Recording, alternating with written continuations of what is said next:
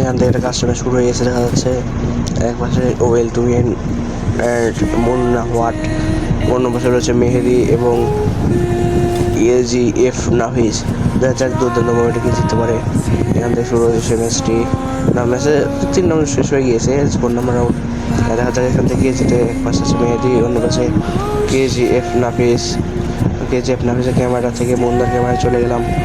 মুন্না দেখা যাচ্ছে dessert eagle দিয়ে একটা what the red shot, what the red connected, what the red shot. ওই পাশে কে দেখা যাচ্ছে ওয়েল টু উইন।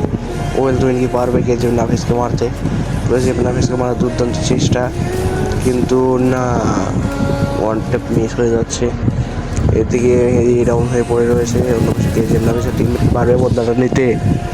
দেখা যাচ্ছে কী করা যায়। মুন্না নিষ্ক্রিয় নিয়ে রয়েছে। এখান থেকে কেজিএফ নাফিস মেরি করছেন বনফায়ার মেরে। এখান থেকে ওয়েল টু উইন পিছনে রয়েছে। কেজিএফ নাফিস কি পারবে ম্যাচটি বের করতে?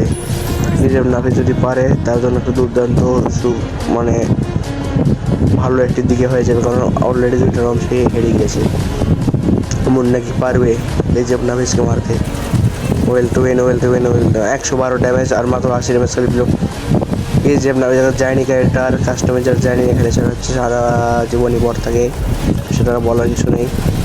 ওয়েল টু উইন কি পারবে? Well to win, well to win, well to win, well to win, well to win বা well to win down. KGF Nafis, KGF ওয়া